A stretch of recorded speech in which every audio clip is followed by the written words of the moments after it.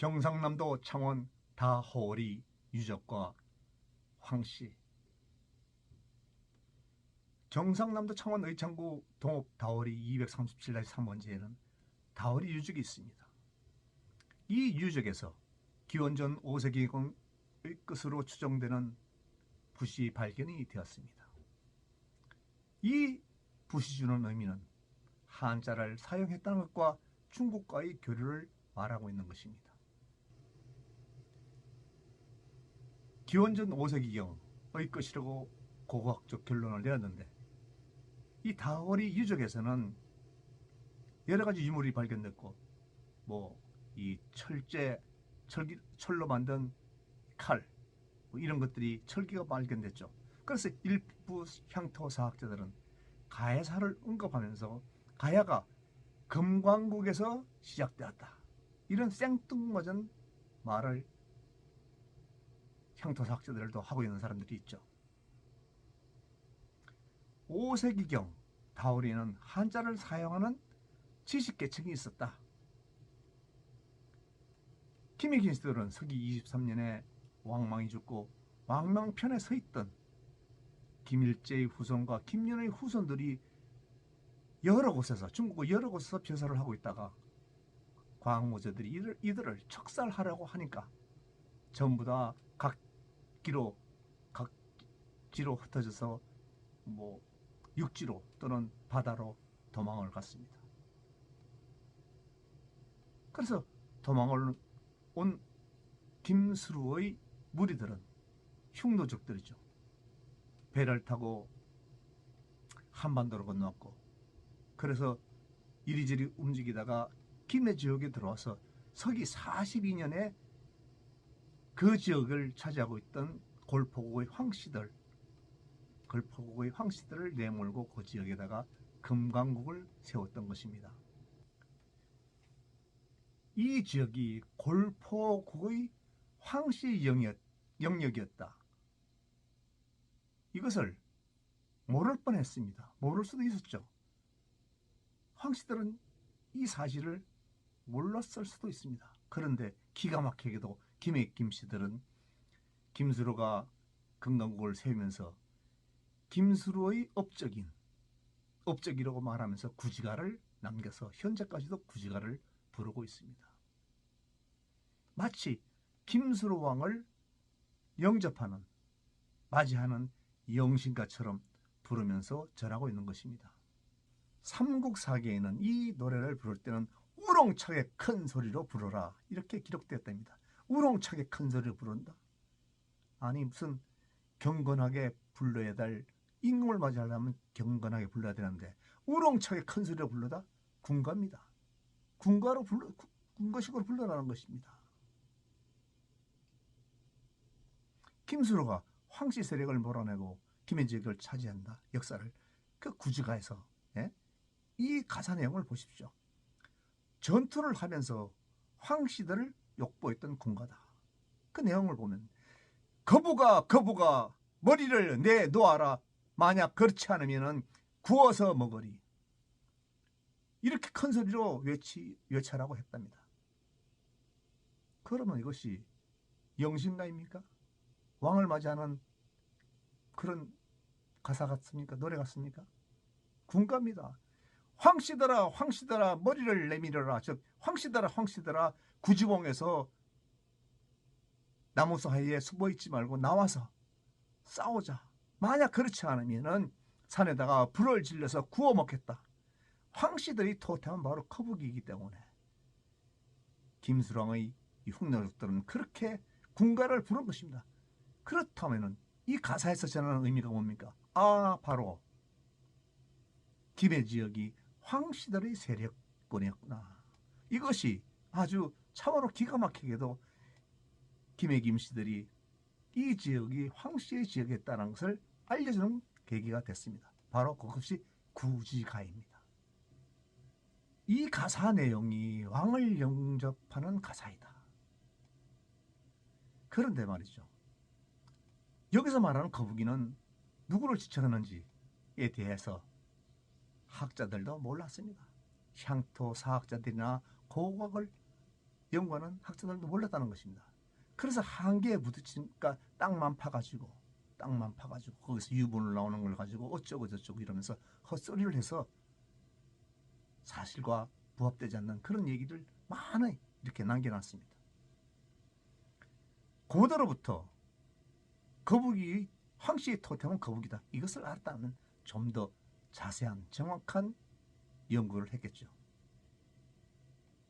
그래서 흉노족들이 들어오기 이전에 한반도에는 이미 자리 잡고 있던 골포국의 황씨들과 영토 싸움이 있었다는 것입니다.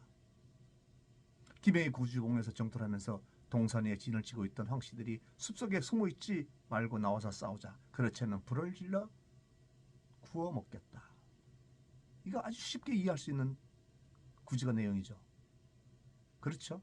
별대로 해석 따로 할 필요가 없습니다. 구워서 먹으리. 산에 불 질러서 사람을 구워서 먹습니까? 거북이니까 구워 먹겠죠. 황씨들을 약을 올린 것입니다. 골포구의 황씨들을 약을 올려서 결과적으로는 산에 있던 사람들이 불을 질르니까 내려와가지고 김씨들한테 전투해서 패했죠. 그래서 김수로는 서기 42년에 금광국을 세웠던 것입니다. 그러니까 김수로가 세운 금광국은 최초의 가야가 아닙니다. 그 이전에 가야가 있었다는 얘기를 하는 것입니다. 그 이전에 김수로가 세운 금광국 이전에 가야가 있었다. 골포국도 가야다. 이렇게 볼 수가 있죠. 아주 쉽게 이해할 수 있는 것을 평생을 고고학이나 향토사학을 했다는 분들이 평생을 바쳐서 연구했는데 그 결과가 뭡니까? 아주 간단한 것도 모르고 실망스럽게 그지없는 것이죠. 저는 창원 황씨의 한 사람이기 때문에 이와 같은 얘기를 하고 있는 것입니다. 오늘의 주제는 기원전 5세기경에 출토된 다어리 유적의 붓이죠. 붓. 다시 말해 붓이 발견됐다는 것은 한자를 사용했다는 것, 그리고 중국에서 왔다는 것, 중국과 교역이 있었다는 것. 그렇다고 하면 말이죠. 이 의창에서 발견됐는데 의창 지역은 누가 살고 있었을까? 그 세력은 누구였을까? 이것을 생각해 봐야 되는 것이죠. 바로 골포국을 세운 황씨들입니다. 골포국은 기원전 1세기 또는 기원 후 1세기에 생겼다는 학자들의 헛소리는 이 헛소리의 경각을 금치 못합니다. 모든 초점은 김수로의 금관가야, 금관국에 맞춰 해석하려다 보니까 어리석기 그지없는 사학자들이 그딴 소리를 하고 있는 것입니다. 마산만을 좌우로 마산에는 구산면, 그리고 성산구에는 구산동, 구곡동, 구현동 이렇게 있습니다. 그리고 김해에는 또 구산성지가 있죠. 적현동이라는 것은 웅산현이라고 그랬던가 옛날에 그랬답니다. 그곳에는 고대로부터 전해지는 창원왕씨의 성지가 있습니다. 8개의 묘가 있는 것이죠.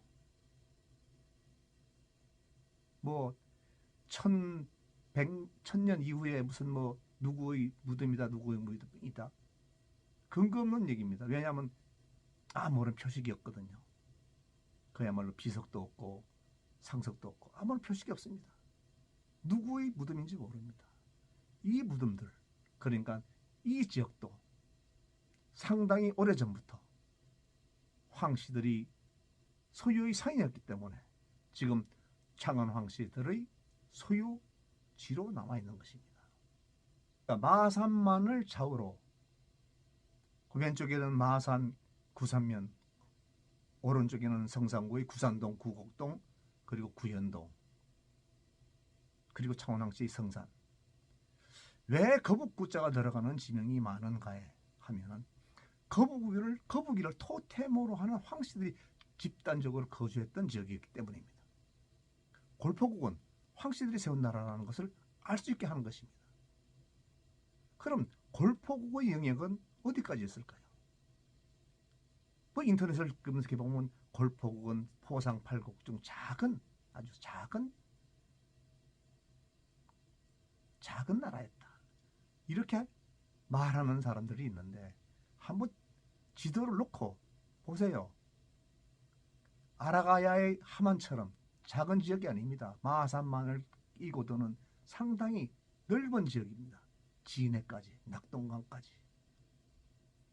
이런 지도도 살펴보지 않고 무슨 포상팔국은 아주 작은 나라였다, 이런 글을 어떻게 써올립니까? 학자로서 양심이 있나요? 사학자로서, 향토사학자로서 양심이 있습니까?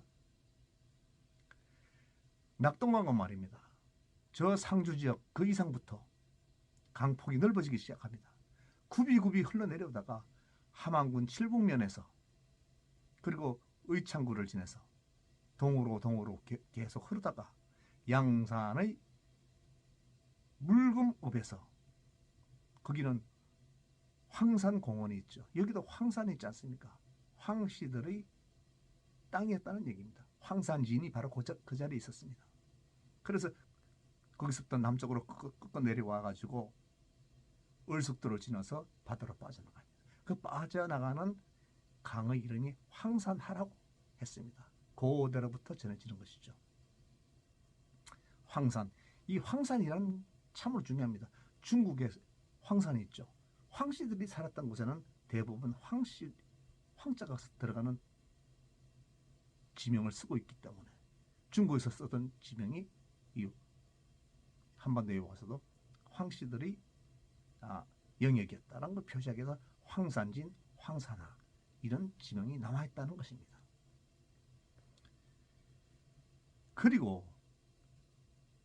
그래서 골포국의 영역은 함안의 칠북면부터 낙동강에 흐르는 양산의 황산진, 그렇죠? 황산진, 황산을 흐르는 낙동강 하류, 이렇게까지, 그러니까 그 하류까지 해서 왼쪽으로 마산만에서부터 김해 지역의 황산하, 그까지 황씨들이 골포국의 나라였다는 것입니다. 그래서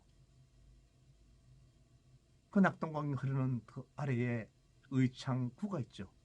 그 현재 의창구의 다허리 유적이 거기서 발견됐다는 것은 그곳이 황씨들의 집단 거주지였다는 사실을 얘기하고 있는 것입니다. 중국에는 사방 오제 시대에 요임금이 있었죠. 그 요임금이 치수의 공, 즉 물 관리를 잘했다, 그래서 홍수가 나지 않았다, 이런 공으로 해련에게 3호의 지역을 공으로 줬습니다. 그래서 그 지역을 황국이라 했고, 그리고 해련에게 성과 이름을 하사하니 성은 황씨요 이름은 이를 운자입니다. 이 황운, 이분이 세계 최초의 황씨의 시조가 되는 것입니다. 그것이 기원전 2200년 전이랍니다. 그런 황국이 기원전 648년에 초나라에 멸망을 했습니다. 황국이 멸망을 하자 황씨들은 중원을 떠나서 사방으로 흩어졌겠죠. 그러다가 또 일부는 한반도의 마산 지역으로 들어온 것입니다. 또 황씨들의 역사 중에 하나가 기원전 356년 전에 진나라 효공왕 때입니다. 재상이었던 황경수가 진효공의 정책에 반대하여 진효공이 화를 내면서 목숨이 위태로워진 것이죠. 그래서 한반도의 경상도 땅, 이 중국 사람들은 말이죠, 이 황경수가 한반도의 신라로 들어왔다, 이렇게 얘기를 합니다. 아니, 기원전 365년에 신라가 어디 있습니까? 그러니까 이 중국 사람들이 쓴 책은 당나라 시대 때 썼겠죠. 그래, 당나라 시대 신라가 있었으니까. 그 이전에 뭔가 몰랐기 때문에 신라라고 이렇게 얘기를 한 것이죠. 그러니까 경상도 지역으로 들어왔다. 이것이 사마천 사기에 기록되어 있는 것입니다. 그리고 황경수의 아들, 손자, 증서자, 자식들을 많이 낳았습니다. 그 중에 황헐 이분이 증손자죠. 황헐 이분이 다시 초나라로 가서, 중국의 초나라로 가서 그 유명한 춘신군 재상이 되는 것입니다. 아주 사기에 아주 자세히 쓰여 있습니다. 춘신군 이야기. 우리 인터넷으로도 춘신군 황헐하면 바로 검색을 할 수 있습니다. 이런 일화가 전해진다 그러면 이런 기록에 의해서 황씨들은 기원전 356년에 한반도로 들어왔다는 것입니다. 황을 혼자 갖고 나머지는 다 여기 살았다는 얘기입니다. 한반도에 살았다는 얘기입니다. 그 한반도 지역이 뭐 신라라 그랬지만은 당나라 시대의 신라였으니까 그것이 경상남도 뭐 창원 지역일 수도 있다는 얘기죠. 그런데 그 이전에 황국이 기원전 648년에 멸망을 했죠. 하남성 황천을 떠나서 황천현을 떠나서 마산만으로 들어왔습니다. 황씨의 집단이 마산면 주변에 골포국을 건국하고 그 세력이 김해의 낙동강까지 세력을 펼쳤던 것입니다. 해상왕국이었죠. 그렇다. 거기서 비록 서기 42년에 김서로왕에게 김해 지역을 내주었지만 포상팔국의 전쟁에서 209년에 아라가야인 함안 지역을 공격해서 복속시켰습니다. 그리고 212년에는 울산 지역을 공격했습니다. 그래서 항복을 받았습니다. 그러면은 창원에서 울산까지 가는 데는 거기 김해가 있는 것입니다. 김수랑의 금강국 있죠. 당연히 거기는 이미 항복을 했던 것입니다. 아니면 어떻게 지나갈 수가 있나요? 그냥 싸우지도 않고 이 사람들은 항복을 한 거예요. 42년부터 그러니까 170년 만에 황씨들은 원한을 갚은 거죠. 졌다 그러니까 그냥 내버려 둔 겁니다. 안 그러면 지나갈 수가 없죠. 이와 같이 골포국은 포상팔국과 같이 연합해서 전쟁을 치렀지만은 인터넷이나 기록에 의해서 조그만 소국이었다. 절대 소국이 아닙니다. 그런 말을 하는 사람들은 정말 입을 닫아야 됩니다. 해상왕국으로 상당히 영역이 넓은 고대 왕국이었습니다. 골포국은 포상팔국의 맹주국이었습니다. 맹주국. 그 골포국이 황씨들이 나라였다는 것을 학자들은 모르죠. 내가 이렇게 주장한다 그래서 당신들이 뭐 어쩌고저쩌고 할 수 없는 것입니다. 몰랐으니까요. 그래서 다오리 유적은 이미 황씨들이 골포국을 세웠다는 근거가 되는 것입니다. 그렇다면 골포국은 800년의 역사를 가집니다. 그리고 서기 300년경에 골포국이라는 명칭은 없어지고 탁승국으로 나라의 명칭이 변해집니다. 어떤 사유가 있었는지 모릅니다. 그러다가 530년경에 신라에 병합되어 버립니다. 그렇다 그러면 황씨의 역사가 1000년간이나 이렇게 이어져 왔다는 것입니다. 1000년간이나 창원 지역에 골포국의 황씨의 역사가 존재했다는 사실을 학자들은 모르고 있는 것이죠. 이를 밝히는 학자가 있으니 바로 이분이 박동 박사님입니다. 한국성씨의 기운이라는 책을 저술하셨죠. 그런데 이 다오리 고분, 기원전 5세기경에 발견된 붓이 있었다는 다오리 고분을 어디다 대고 김씨들이 말입니다. 서기 42년에나 나라를 겨우 세운 흉노족의 후예들이 김수로왕의 부인인 허황후 관련 지으려고 갖다 붙이고 있다는 사실입니다. 요즘 그렇답니다. 그래서 참으로 웃기지도 않는 것이죠. 그런 학자들도 있다 그러니까 말이죠. 개탄스럽게 그지없습니다. 한반도가 김씨들의 나라인가요? 뭐 김씨들이 대한민국에 1200만 명이나 삽니다. 그런데 전부 다 김씨인가요? 조선조 말에 어디 그 김씨들이 그렇게 많았습니까? 예? 성도 없고 오중이 또중이 개똥이까지 전부 다, 물론 김할지의 후손 경주 김씨와 김수로의 후손 김희 김씨 있죠. 그 말고 그 집안의 노비나 뭐나 전부 다 김씨로 이렇게 성을 바꾼 사람이 엄청나게 많죠. 엉터리 김씨가 많다는 얘기입니다. 그 김씨만이 아니고 박씨도 그렇고 이씨도 그렇다는 거죠. 흔해 빠진 거니까. 그런데 우리 황씨는 그렇게 막 뭐 황씨가 뭐 대단하고 황씨를 하겠다고 그렇습니까? 황씨는 그런 게 아닙니다. 그러니까 인구가 현재 70만 명도 못 되는 67만 명입니다. 한국은, 한반도는 신라가 뭐 어거지로 삼국 통일을 했다 그래도 그거 신라가 차지했던 영토가 어디까지입니까? 예? 겨우 평양 위에까지 아닙니까? 이게 이 한반도가 김씨들의 나라입니까? 이 한반도가 흉노족의 나라입니까?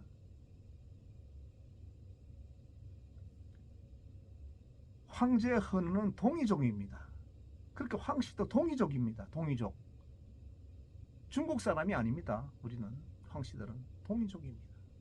그런데 김씨들은 흉노족입니다. 이 사람들이 어떻게 한반도의 주인이라고 할 수가 있겠습니까? 엉터리 사학자님들, 제발 정신 좀 차리시고 거북이를 토템으로 하는 황씨에 대한 연구를 좀 더 소상히 해보시기 바랍니다. 다오리 유적과 관련해서 다오리 유적이 누가 살았는지 여기에 대한 연구는 학자라 그러면 평생을 학문에 몸 바쳤다 그러면 고각을 했다 그러면 좀 더 소상히 밝혀야 되겠죠. 감사합니다.